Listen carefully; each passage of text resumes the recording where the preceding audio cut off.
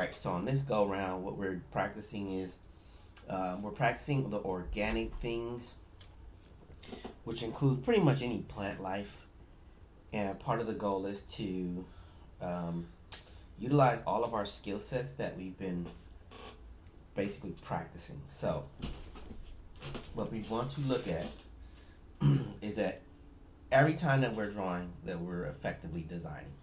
That there's really no time when we're doing drawings that we're just hoping that magic happens.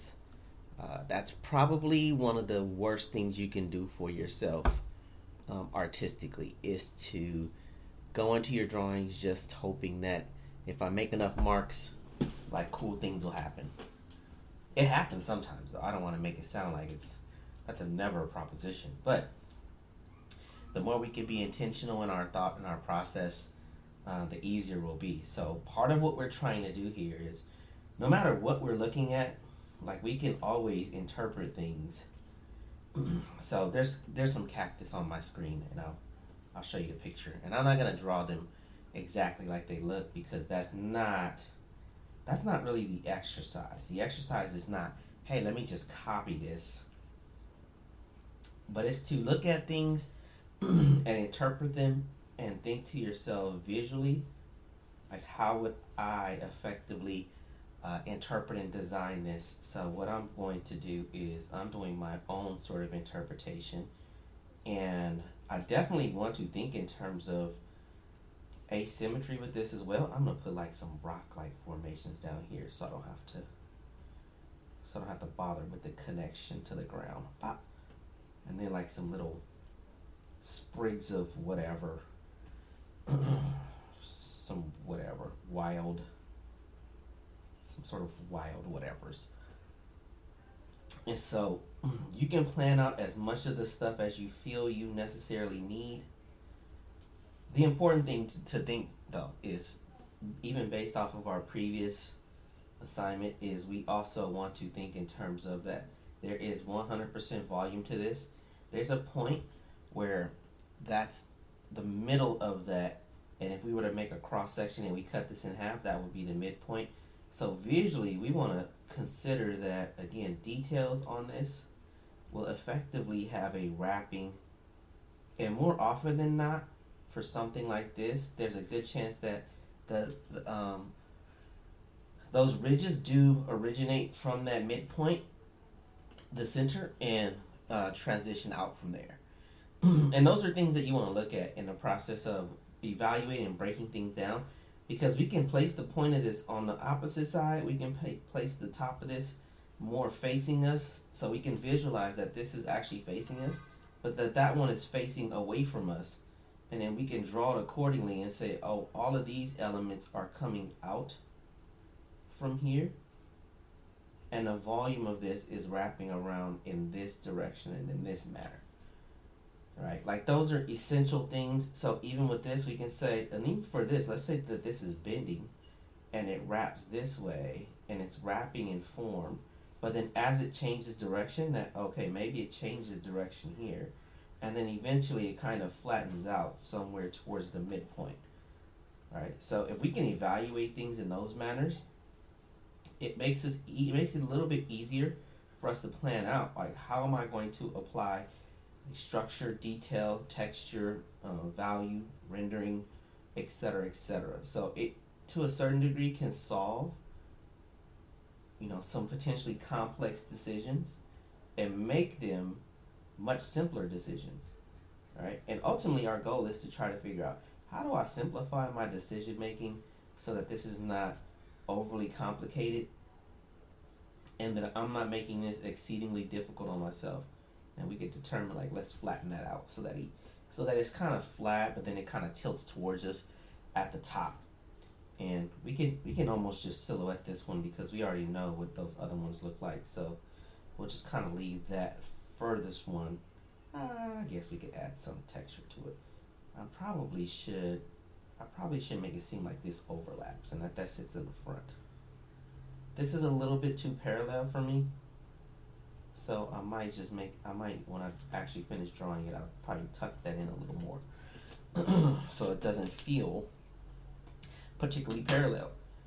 Again, you can mix all the different tools, media, whatever you start to feel more comfortable with using. That's 100% up to you. There's no rule about this. This is your sketchbook. This is you drawing. The only thing is just making sure you're thinking about, you're conscious and aware of, like, hey, let me still try to apply the same concepts of like drawing through things so we can draw through this. Don't feel like you have to be super precious either. If you still feel like there's some unsteadiness in your drawing, like that's actually okay. Our goal here is not to be super uptight. The goal here is not to be very whining, like, oh man, these drawings are so precious. My precious, my precious. Alright, that was over the top. Probably shouldn't have did that. Ooh, maybe I'll make it feel a bit thicker. And then I'll try to thin that one out a little bit for contrast's sake. Let's put a rock here. Try to make it feel organic. Put a rock there. Make that feel organic. And then try not to make the scale of this rock the same as that one, and try not to make the shapes exactly the same either. And since I broke the shape on that, I probably should put another rock here that's a different size and scale. And let's just pretend like there's some ground plane here, just for the sake of breaking this up so it doesn't look like it's just floating in space, and that it feels somewhat grounded. Um, and then all of the other little things, like our little grass blades, we can. Oh, let me draw this one too. And we're still considering our line weights. We don't want our line weights to get too far away from us, so we can just make these. Let's just say that those are like little. Ooh, the spacing on that is way too even though. Let me break something in there to break up the spacing on it, like the evenness on that. Because at the end of the day, ultimately we're always trying to think design. We're always trying to think about design concepts, ideas, and principles, and we're trying as much as possible to not make it feel, too generic, or that we're not thoughtful about, the application of these concepts and principles, but that we're being very conscious and aware of, like how we're drawing things, where we're applying details, being aware of overlaps. So recognizing that, hey, these are overlapping forms here, and now we want to pay attention to that. And being that these are cactus and they typically have rows in them, we can maybe go lighter first. So let me just use a slightly thinner marker, or slightly thinner pen. And since I've already used the marker to help indicate the direction that these need to go in, that it's going to be a little bit easier to quickly sort of drop these in, because I'm basically just going to follow the lines that I've already put in. And if I need additional lines, I can draw in between those to help me to figure out where to place the varying lines. So I'm going to make this stuff darker, but I might go Prismacolor, or I might go marker in here in the darker parts. And in the lighter parts, I'm going to keep some of the pen work. I'm going to kind of make the lines a little bit broken in some areas to almost reflect like the idea that there's potential light that's hitting some of those areas and surfaces. So some of this up here, I would kind of break the lines up on this side, because I do have a vision for where I think, or I believe that I want to put. I have a vision for where I believe I want to put value. Boop, and I'll break that. Boop, boop, boop, boop, boop, boop. Break, break a line, break a line. So the planning of where you want to put textural work will definitely help you in your decision making process. And again, like these drawings should not, you want as much as you possibly can, don't make them feel super precious. Meaning that if they get a little scribbly, if they get a little messy, it's not the end of the world. But ultimately, we do want to be aware and conscious of like where we're applying our details and how we're handling those things, because again, as we start to get into you know more drawings that need more thoughtfulness, more resolution, and more clarity, that we want to be able to execute them in that manner. So I'm gonna come in here with the dark marker and let's start giving shape to things. Booyah! So let's say that, you know what? I don't want to go super dark first. Going dark too soon can be disastrous. I'm gonna make I'm gonna give this a silhouette to it, so I can completely push this one back. So that's the theory with that. Push that back. I'm gonna hit this side with an overall darker value, and then I'm gonna hit a lot of these ridges with a darker value for this too. So a lot of the ridge parts on the shadow side, and I think I'm gonna say that my shadow side probably stops somewhere about there. But I'm gonna assume that this probably would cast a shadow on there, so I'm gonna give that a little bit more extra, like, emphasis, a little bit more value for the shape of that.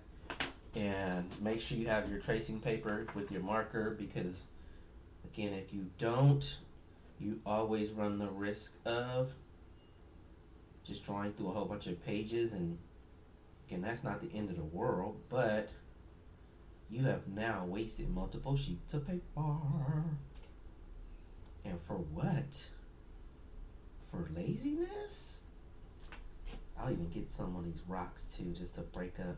Add some little stipples to get that extra rock texture. Let's add some stipples on there, and then there's a cast shadow. So stipple rocks, and we'll probably just silhouette that one because it's a little further back. Maybe even fake the beginnings of some shadows on the ground. Boom, boom, boom, boom, boom, boom. Highly unnecessary sound effects. And then we'll come in with our darkest marker to add that extra. Ooh, I forgot to put some on that one. I'm gonna come back to that one then. I might even come in with some Prismacolor again, just to really isolate the separation between the designs. And I'm gonna always, in this case, try to make the bottom part of this feel a lot darker, right? Because this is the darkest. This should be, in theory, the darkest part down here, right? So all of these parts where it turns will make those parts feel darker. In general, we get reflected light that bounces in there, but since we're using marker, we can kind of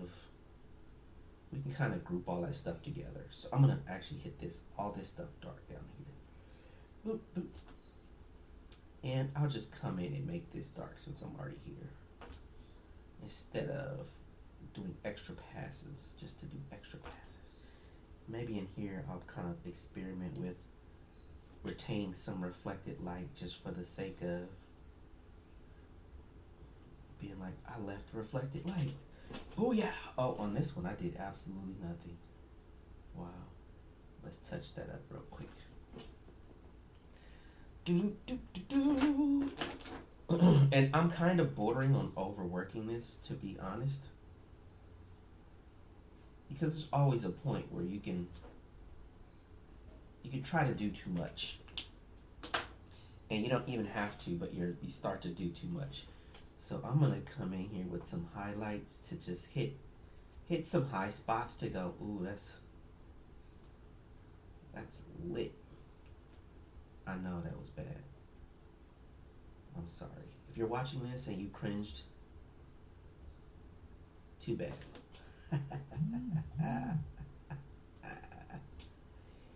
Boom.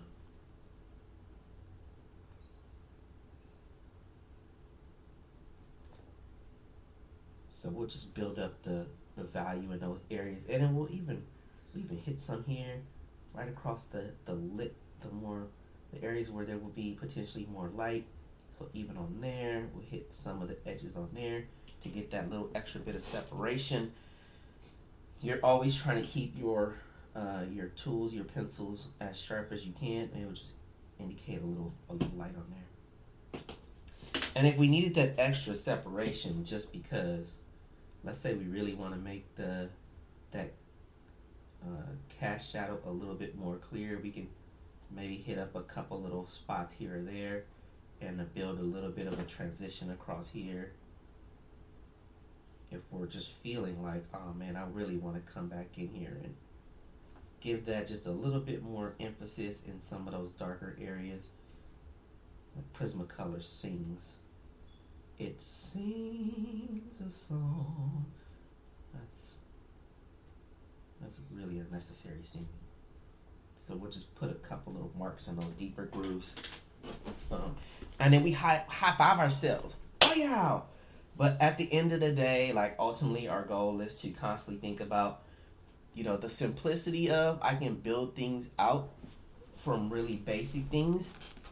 Whether it's Cactus and no matter what it is. Oh, and if we want to add the little bit of spikiness to it, because maybe we feel like that's too smooth, and that we can come in and just drop in like a couple little spots here where we just indicate that, hey, this is kind of spiny, right? And we don't have to go crazy and put like all the little. We don't need every single spine, even just some of the silhouette. If we hit the silhouette that, hey, this silhouette has spikiness to it, we can let people infer that, oh yeah, that's a cactus, right? Because the symbol of what that means and what that looks like, most people have a frame of reference of the texture of a cactus. And so we don't need to do an excessive amount of work to communicate that that is very cacti, right? We don't have to. And the goal is not that this is insanely accurate to any particular very specific cactus, right? It's we're using our own like understanding, design, aesthetic, etc., to make these things feel like the thing that we're drawing. So this is not about 100% one-to-one accuracy in representing any kind of plant, any type of object. It's more about getting the feeling or impression. If you can do that, then ultimately these kind of drawings are typically a lot more successful than if you're perfectly trying to reproduce the thing that you're drawing. So everything starts with simple shapes. Everything.